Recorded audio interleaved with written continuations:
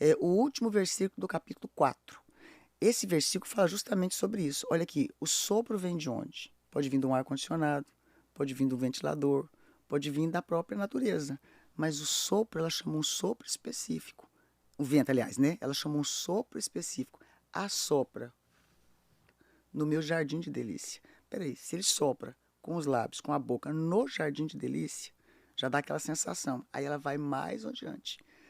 Venha, meu amado, para o seu jardim e saboreie os seus frutos.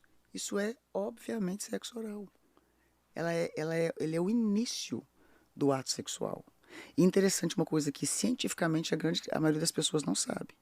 A maioria das mulheres, elas têm orgasmo por causa da estimulação oral primeiro.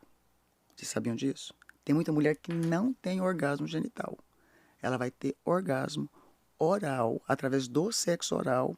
Quando ela chega ao ápice, que ela tem o primeiro orgasmo, ela automaticamente fica inchada, ou seja, ela fica mais apertadinha, ela fica com a genitália, né, latejando. Quando o marido penetra, o prazer dela aí vai para o segundo orgasmo, que é o melhor de todos, e também ela passa a dar mais prazer para o marido.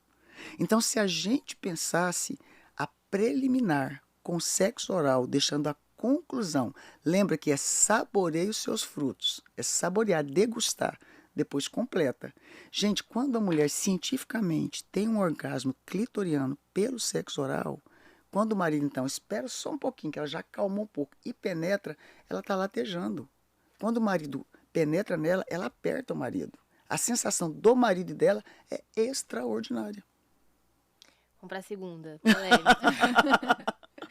Sexo anal. Não. Aí que é muito sério, né, gente? Porque hoje em dia fala, não está escrito na Bíblia.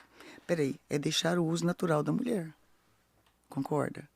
Peraí, o exterior do homem, o órgão genital masculino, ele é exatamente o interior da mulher.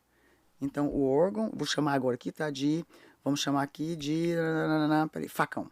Eu pego um facão, que simboliza o órgão genital masculino, e eu coloco dentro da mulher. Então, é um encaixe.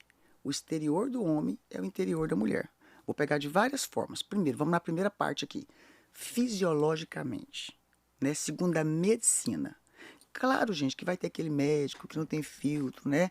Aquele profissional da saúde que vai falar, pode, depois nós tenta. Não, vamos lá. Sexo anal, ele vai relaxar o ânus.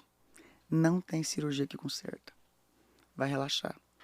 Daqui a pouco vai ficar fácil de soltar o número 2. Sexo anal traz uma doença chamada endocardite bacteriana, que é um tipo de infarto pela bactéria. Pode lavar o que for que não vai ficar 100% limpo. Por que você acha que tem tanta gente? Nossa, deu um infarto uma vez, estourou o coração de uma vez. Não, gente, pergunta um urologista sério. No nosso time nós temos um dos melhores do Brasil. Se chama endocardite bacteriana. Sem falar de tantas outras doenças que dá na parte fisiológica. Outra coisa, ele não proporciona aquele prazer assim para a mulher, não. Às vezes a mulher fala que tem prazer é porque lá na infância ou na adolescência ela teve um abuso sexual anal, às vezes até com o dedo, tá? Que aí ela tem a lembrança do prazer porque do momento, por exemplo, de um tio que supria o pai. Que aí vem dentro da linha psicanalítica, que a gente estuda muito isso. Então vamos lá. Primeira coisa, fisiologicamente vai atrapalhar. Outra coisa, o ânus o homem e a mulher têm. Pênis e vagina são gêneros diferentes. Daqui a pouco, um homem que fica fazendo sexo anal na esposa, daqui a pouco não faz diferença para ele se é um ânus ou uma vagina. Isso é comprovado na linha psicológica, na linha da psicanálise. Quantos pacientes que eu tenho que já disse, doutora, eu comecei assim, depois me desenvolvi uma tara por homem. Por quê? Porque a mulher relaxou. Aí tipo assim, será que deve ser bom mesmo? Por que tá todo mundo experimentando? Gente, sem juízo de valor, tá? Aí outra coisa, eu tenho pacientes meu, tem um caso muito sério que eu atendi, que o cara casado com a esposa, fazia sexo anal nela, ela não gostava, mas aceitava, não é pecado e tal, tudo bem. Daqui a pouco, ele começou a pegar cenoura e colocar nele. Ele começou a pegar aquela pontinha do papel higiênico antiga, lembra? Durinha. Bem, hoje é bem mais moderno, né? Uma ponta como se fosse isso aqui, ó, do microfone, e começou a enfiar nele. Aí o que ele falava? Na consulta. A mulher descobriu por quê. Porque ela era massagista, ele pegou o cabideiro daquele de pôr roupa, fez o sexo anal e colocou lá e não limpou. Aí tinha uma cliente dela pra fazer massagem em casa, ela tirou a roupa, jogou lá. Quando ela tirou a roupa da mulher, suja de fezes. Ela correu no banheiro, pediu desculpa, lavou, secou e entrou em crise. Foi pro consultório. Ela falou, peraí, fui traída por um objeto. Aí, não, arrasada. Falei, vê com seu marido se ele tem coragem de vir pro consultório. Ele falou pra mim, falou, não, eu pus cenoura, eu pus outra coisa, mas não tô pecando, é um objeto. Ela não tá lá em casa, desenvolvi tara. Aí vai pro vibrador. Tá entendendo tanto que é sério? Uma coisa puxa a outra. Por isso que é importante falar, gente, realmente com a base científica, na área fisiológica, na área psicológica. Aí agora vamos para a parte bíblica, que eu costumo deixar por último, porque eu já falei para você sobre fisiologia, já falei sobre a questão emocional, dos riscos emocionais. Agora vamos para cá, né? Porque o pessoal fica assim, ai, que chato, Deus não estraga prazer. Não. Deus, quando ele fala que não pode, é porque ele já sabe para onde que vai o problema. Biblicamente é deixar o uso natural da mulher. O uso natural foi feito para ser o encaixe perfeito. Aí a pessoa fala, e outra coisa, né? Mas assim, pode e tal. Aí a pessoa vai para a parte da sodomia, como se fosse só dois homens praticando ato sexual. Não, se você for olhar, o significado da palavra sodomia significa, né? Perversão sexual usando o aparelho excretor. Ou seja, vai ter uma definição bem completa de sexo anal entre casais héteros ou não. Então, sodomia não é aquela interpretação que a grande maioria fala, não, gente. O sexo anal, ele biblicamente também é proibido.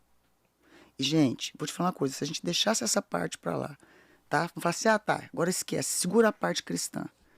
Por exemplo, eu atendo pacientes como sexólogas que às vezes o casal não é cristão. Eu não vou entrar nesse juízo de valor, mas é quando eu mostro a parte fisiológica e a parte psicológica, mesmo que eles tenham o máximo de temor a Deus, ou não tem, quer dizer, sei lá, né? Você não precisa nem entrar nessa parte, eles não querem mais. Argumento suficiente. Só argumento eles já sabem. Então, o que me preocupa muito hoje é muita gente querendo saber algumas coisinhas, né? Ah, mas fiquei sabendo que isso aqui, aquilo outro é bom, vou tentar experimentar. Por que não faz bem feito o que pode? Gente, um casal, por exemplo, uma preliminar de um sexo oral muito bem feito, o casal consegue ter 20, 30 minutos de vida sexual, de ato sexual. Tem orgasmo 4, 5 vezes, não tem nada melhor na vida. Por que não experimenta fazer bem feito o que pode? A senhora até falou vibradores. Então, vibrador é um objeto que a pessoa vai colocar na relação, ou seja, um terceiro, né? Ah, não, mas aí a gente aperta ele, tem movimentos diferentes. Pois é, mas nenhum vibrador, nenhum, meu Deus, é uma concorrência desleal. Porque um vibrador, ele traz uma sensação extremamente diferente, porque é um objeto. Ele tem uma potência, né? Seja a pilha, né? Ele tem uma potência lá dentro. Nenhum órgão genital, quer dizer, vai fazer nem 50% do que o vibrador faz. Então, botando um vibrador dentro de uma mulher, ela vai ter muito mais prazer do que o objeto do marido dela. Aí daqui a pouco sai um de terceira geração, quarta geração, 3D, o que vai acontecer? Então, é um caminho sem volta. Não convém. Por que não aprende a ter prazer? O problema é que é muito... E sem falar, gente, que o vibrador, além de lhe dar um prazer que ela não vai ter com o cônjuge, é uma concorrência desleal, nenhum vai ter, porque é um objeto que tem a potência, né? Você sobe, você diminui, o outro não vai atingir, sem falar que daqui a pouco pensa assim, bom, mas é um vibrador, e se a gente pôr um terceiro aqui? Se a gente botar aqui, né? Teve um casal que me procurou, gente, no consultório, que o cara teve coragem de falar para a esposa, adultério é escondido. Se eu tô consentindo com uma pessoa que nós dois nunca vamos ver mais na vida, só para me matar minha curiosidade, não é pecado. Eu entrei em crise 3 dias. Eu falei, Deus, o senhor voltou e eu fiquei. O que está acontecendo com essa geração? Então, é esses riscos, né? Qual o problema que a pastora mais identifica nos casais que a senhora atende em relação ao sexo? Falta de conhecimento da bênção da sexualidade para o casal. Falta de comunicação. Crença limitante. Às vezes a mulher aprendeu que ela não pode falar nada na hora do sexo. Que ela não pode dar um gemidinho na hora do sexo. Aí ela trava e, consequentemente, a vida sexual fica ruim. Talvez o marido né? Aprendeu a vida inteira religiosamente, não pode, não pode, não pode. Casou, agora pode. Aprendeu a vida inteira religiosamente que sexo é para ter filho. Ele usa a esposa. Ou veio do meio secular. Qual foi o presente que papai deu quando ele ficou rapazinho? Deu um bordel. Literalmente, gente. Eu tenho paciente meu que falou, olha, doutora, quando eu fiz 14 anos, 15 anos, meu pai me deu uma noite no bordel de presente. Aí me fala, esse cara vai saber o que é importante para tocar a esposa, para beijar a esposa, para fazer uma preliminar, para fazer uma esposa se sentir amada? Não. Então, essas questões, elas são muito complexas, porque quando se fala, às vezes fala aqui, ó, pam, superficial. Mas as pessoas não procuram aprofundar para saber qual é a dificuldade do meu cônjuge, a minha e do meu cônjuge, na sexualidade. E outra coisa, gente, 80% das mulheres tiveram abuso sexual. E a parte do abuso sexual, o que acontece?